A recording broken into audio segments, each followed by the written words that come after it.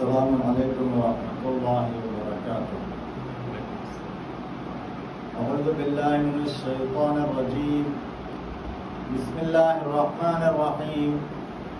الحمد للہ الذی کان موجودا قبل حدوث الاشیاء ویبقى بعد فناء الاشیاء، تفرد بالاولیۃ والقدم ووصف كل شيء ما عداه بالفناء والعدم، كما قال عز شانه كل شيء هالك إلا وجهه وكل نفس ذائقة الموت، وقال كل من عليها فان ويبقى وجه ربك ذو الجلال والإكرام، سبحان من لا يخفى عليه اختلاف النيات ولا يعزب عنه معاصي العباد في الخلوات، سبحان الله الذي منه خلقة العباد وإليه المعاد، فمن يعمل مثقال ذرة خيرا يره ومن يعمل مثقال ذرة شرا يره، نشهد أن لا إله إلا هو الملك الذي لا ينازع في ملكه ولا يضاد في حكمه، يعذب من يشاء بما يشاء كيف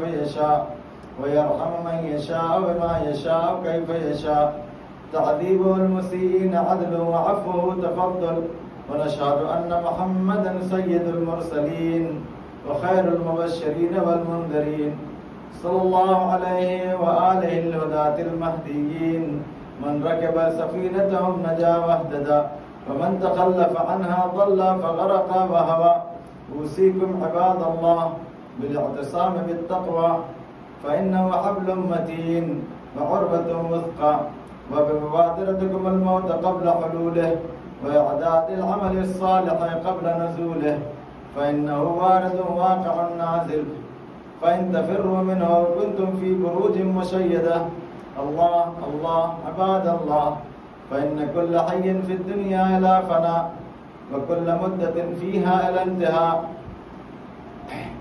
فوا عجبا كيف هذه الغفلة، وإنما نحن كركب وقوف من أبناء السبيل، سيضرب عليهم طبل الرحيل فيرتحلون عما قليل، وأسفا إلى متى تلك الرقدة ونحن في دار بالبلاء محفوفة وبالغدر معروفة، لا يدوم أحوالها ولا تسلم نزالها، العيش فيها مذموم والأمان فيها معدوم، كيف لا تعتبرون وإخوانكم قد سلكوا في بطون البرزخ سبيلا، وفقدت أجسادهم وعميت أخبارهم أمدا طويلا، جيران لا يتآنسون وعجبا لا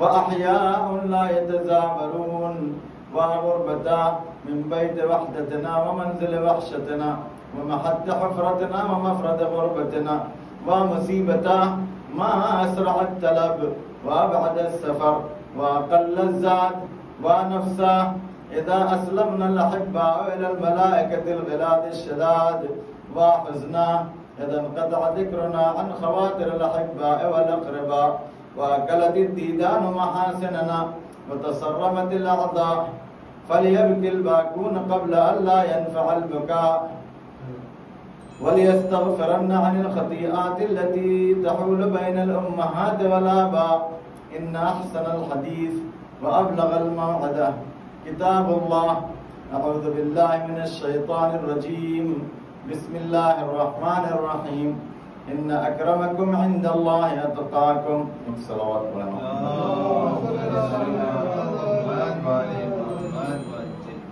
عزیزان محترم،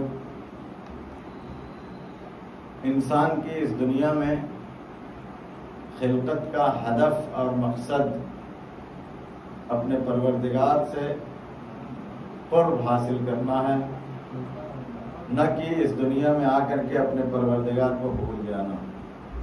ہمارا خالق، ہمارا مالک، ہمارا معبود، ہمارا رازق، ہمارا پروردگار، اس نے ساری نعمتیں ہم کو عطا کی ہیں، اور ہم اپنی زندگی میں اس بات کو دیکھ سکتے ہیں کہ جب ہمارا کوئی سہارا نہیں ہوتا تو بس وہی ایک سہارا ہوتا ہے جس نے ہم کو خلق کیا اور جس نے اس دنیا کا پورا نظام بنایا، لیکن اس دنیا میں ایسی کشش ہے، وہی امتحان کی منزل ہے کہ انسان اس کی طرف کھینچ کر کے اپنی حقیقت، اپنے ہدف، اپنے مقصد کو بھول جاتا ہے، جبکہ یہ بات بالکل سامنے کی ہے کہ یہاں کوئی رہنے کے لیے نہیں آیا. یہاں جو بھی آیا ہے ظاہری طور پر دنیاوی اعتبار سے جس کا حشر ہو رہا ہے وہ سب ہم روزانہ دیکھ رہے ہیں.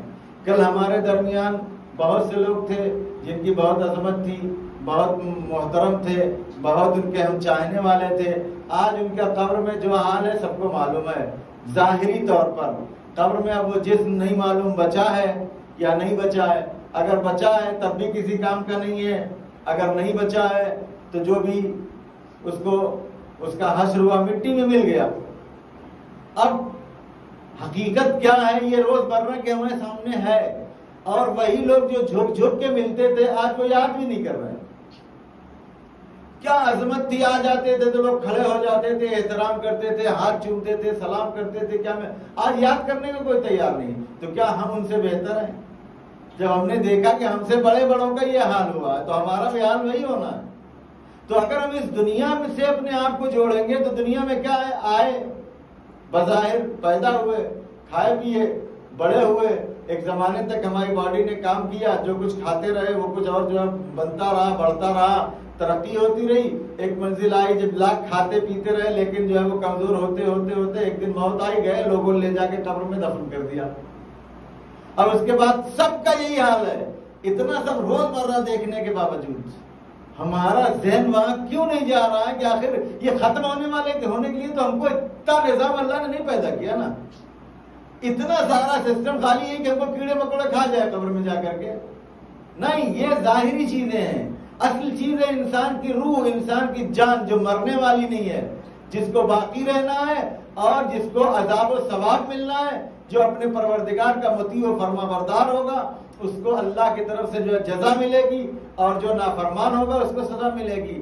یہ چیز جو ہمارے ذہن میں ہوگی تو پھر ہم کو یہ فکر ہوگی کہ ہم کس طرح سے اپنی زندگی گزاریں جس کی وجہ سے ہم اپنے پروردگار کے فرما بردار ہوں. اور ایسا نہیں ہے. آپ دیکھیں اللہ کا کرم، جب آپ شریعت جو اللہ کی طرف سے آئی ہے، دین جو اللہ نے پیدا کر کے چھوڑا نہیں ہے. اس نے جس طرح سے ہمارے یہاں جینے کے لیے سارا انتظام کیا، ہوا، پانی، غذا، روٹی، کھانا پینا، ہر چیز کا انتظام اس نے کیا. جب یہ مختصر سی زندگی کے لیے اس نے اتنا انتظام کیا ہمارے آنے سے پہلے، تو کیا جو ہماری حقیقت ہے، جو ہماری جان، جو ہماری روح ہے، جس کی بنیاد پر ہم کو ترقی ملنا ہے، اس کا کوئی انتظام نہیں ہے؟ اس کی جو ضرورت تھی نہیں، اس نے اس کا بھی انتظام کیا. لہذا انسان کو جو ضرورت تھی، جس طرح سے مادی چیزوں کا انتظام اس نے پہلے کیا ہے اور اس کی ضرورت بعد میں پیدا ہوئی. پانی پہلے پیدا ہوا، پیاس بعد میں لگی ہے. کھانا پہلے پیدا ہوا، بھوک بعد میں لگی ہے. جسم کی جتنی ضرورت ہے اسے یہاں تک کہ آج یہ ہماری کوتاہیاں ہیں، ہماری بیماری بعد میں پیدا ہوتی ہے، دوا پہلے پیدا ہوتی ہے. یہ نظام ہے اس کا. یہ ہم نہ پتہ لگا پائیں، ہم نہ ڈھونڈ پائیں اور ہم اس سے دوری کی، لیکن اصول یہی ہے کہ ہماری ضرورت سے پہلے اس کی وہ اللہ پوری کرتا ہے ہماری حاجت. بیماری آنے سے پہلے دوا اس دنیا میں موجود ہوتی ہے. یہ ہماری ذمہ داری کے مطابق. اب کھانا ہمارے آنے سے پہلے موجود ہے، اب ہم کچھ کام ہی نہ کریں، کھائیں ہی نہ، محنت ہی نہ کریں تو ایک الگ مسئلہ. لیکن اس کا اصول یہ ہے کہ دنیا میں ہمارے آنے سے پہلے اس نے کھانے کا انتظام کیا، بیماری سے پہلے دوا کا انتظام کیا. اور اسی طرح سے جب ہم کو راستہ دکھانے والے کی ضرورت ہے تو راستہ دیکھنے والے پہلے، ہدایت لینے والے پہلے نہیں، ہدایت دینے والے پہلے آئے اور ہدایت لینے والے بعد میں آئے. حتیٰ کہ اگر آپ حدیث کو ملائیں تو خلقت میں بھی یہ نظر آئے گا کہ خود پیغمبر اکرم صلی اللہ علیہ وآلہ وسلم، یہ حدیث اس اصول کو، اول ما خلق اللہ نوری، اللہ نے سب سے پہلے جو چیز خلق کی وہ ہمارا نور تھا.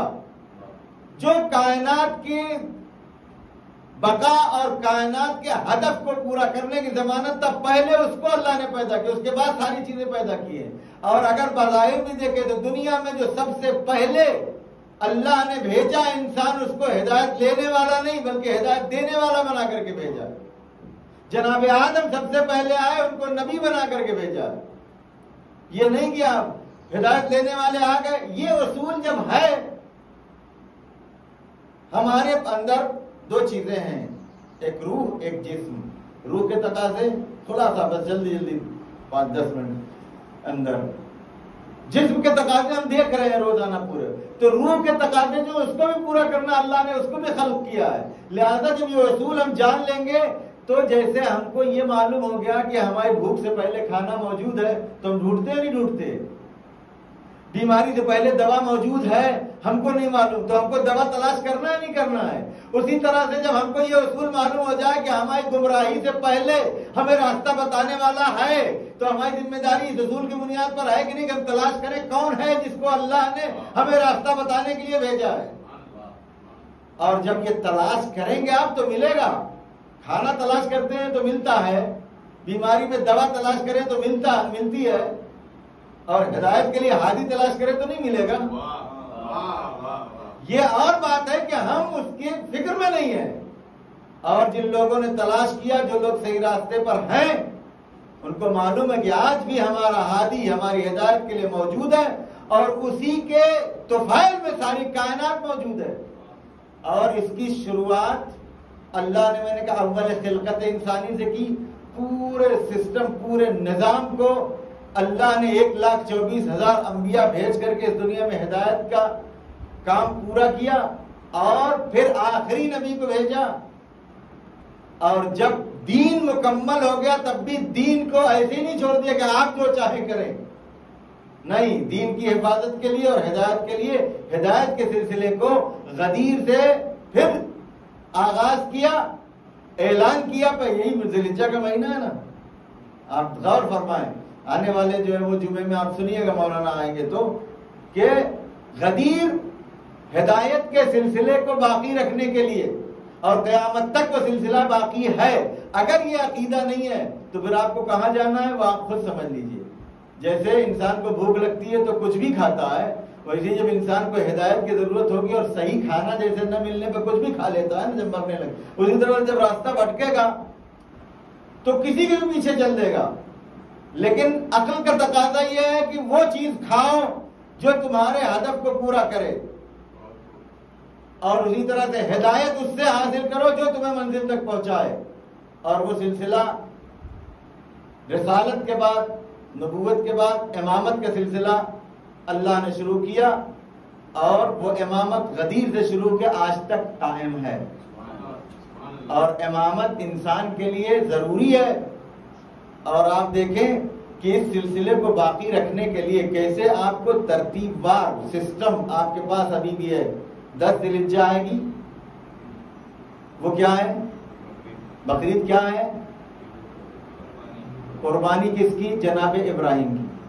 جناب ابراہیم سب سے بڑے نبی، اس کے بعد بھی ان کو امتحان لیا، امتحان لے کے امام بنایا. کتنی بڑی قربانی، اپنے بیٹے کو مینا میں لے جا کے قربان کرنے کا یہ امتحان تھا. انہوں نے پورا کیا. اللہ نے ان کا انی جاعلک للناس اماما. یہ قربانی میں آپ کو یہ سمجھ میں آ جانا چاہیے کہ جب راہ خدا میں آپ قربانی دیں گے تو اللہ درجات بلند کرے گا. یہ اصول مل گیا آپ کو. اور امام بننے کے لیے رتبہ بلند ہونا چاہیے. ہر ایک کوئی نہیں بن سکتا. یہ سمجھ میں آ گیا نا 10 ذی الحجہ کو. انی جاعلک للناس اماما، میں تم کو لوگوں کے لیے امام بنا رہا ہوں. یعنی کوئی دوسرا امام نہیں بنا سکتا ہے. لوگوں کی امامت کا کام اگر ہے تو وہی امام معین کرے گا. اب اس کے بعد آپ آئیے 8 دن کے بعد 18 ذی الحجہ، وہاں پیغمبر نے اعلان کیا کہ اللہ نے بنایا ہے. 10 تاریخ کو آپ قربانی کر کے خالی بکرا مت کھا لیجئے. وہاں بھی صرف مادہ، پیٹ، بوٹی، کباب. اس کا یہ ہے کیا چیز؟ جناب ابراہیم کی قربانی. امام بنایا ہے، قربانی دی ہے، وہ یاد کیجئے. امام اللہ بناتا ہے. پہلا اصول 10 ذی الحجہ کو یاد کر لیجئے. پھر 18 ذی الحجہ کو آپ کو معلوم ہو جائے گا کہ پیغمبر کے بعد اللہ نے امام بنایا ہے علی کو. پورا خطبہ غدیر سنیے گا، 12 اماموں کا پورا سلسلہ اور آج تک جو باقی ہے. یہ جب آپ نے امام مان لیا ہے، قربانی سمجھ میں آ گئی، امامت سمجھ میں آ گئی، غدیر سمجھ میں آ گیا، پر جسٹ اس کے بعد آپ کو 10 دن کی قربانی محرم آ رہا ہے. اور آپ کو یہ معلوم ہے جب قربانی دے تو اللہ کی بارگاہ میں جو پیش کرتا ہے اس کا رتبہ بلند ہوتا ہے. اور جتنی بڑی قربانی امام حسین علیہ السلام نے پیش کی ہے دین کی راہ میں، اتنی بڑی قربانی کسی نے نہیں پیش کی۔ جناب ابراہیم کو جو قربانی پیش کرنی ہوئی، آنکھ پر پٹی باندھ لی، پیش کی، کامیاب ہوئے، لیکن وہی اولاد کی قربانی امام حسین علیہ السلام نے کربلا کے میدان میں راہ خدا میں پیش کی۔ تو اب اگر اللہ نے امام حسین علیہ السلام کا رتبہ بلند رکھا ہے اور جو کچھ بھی امام حسین کے نام پر انسان مانگتا ہے اللہ دیتا ہے، تو تعجب کی کوئی بات نہیں ہے۔ کیوں؟ اس لیے کہ اس کا اصول یہ ہے کہ وہ امام بناتا ہے، وہ امتحان لیتا ہے، اس کی راہ میں جو امتحان دے کے بلند ہوتا ہے، اس کی راہ میں جو قربانی پیش کرتا ہے، اللہ اس کے رتبے بلند کرتا ہے اور اللہ وسیلے سے اپنی نعمتیں جو ہے وہ عطا کرتا ہے۔ آج امامت کا سلسلہ امام حسین علیہ السلام کی نسل میں باقی ہے۔ کیوں؟ اس لیے کہ امام حسین علیہ السلام جیسی قربانی انسانیت میں کسی نے نہیں دی۔ آج کہیں دعا آپ کی قبول نہ ہو رہی ہو، امام حسین علیہ السلام کے قبے کے تحت آپ جا کر کے قبول دعا مانگیے، قبول ہوگی۔ اور دنیا تو دنیا، آخرت میں بھی آپ کو شفاعت انہی شخصیات کے ذریعے سے، انہی کے طفیل میں، انہی کے وسیلے سے میسر ہوگی کہ جب ہم اپنے اعمال کو دیکھیں گے اس دنیا میں تو ہمارے پاس کچھ بھی نہیں ہوگا، اس وقت ان کی شفاعت ہوگی جو ہم کو اپنے پروردگار کے نعمتوں تک ہمیشہ ہمیش کے لیے پہنچائے گی۔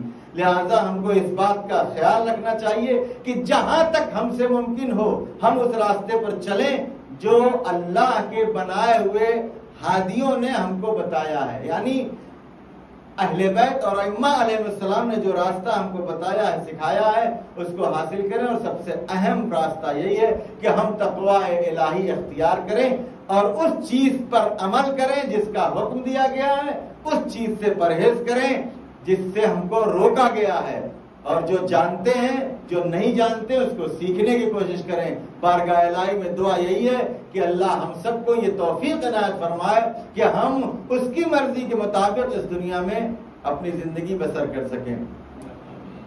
بر محمد و آل محمد صلوات۔ اعوذ باللہ من الشیطان الرجیم۔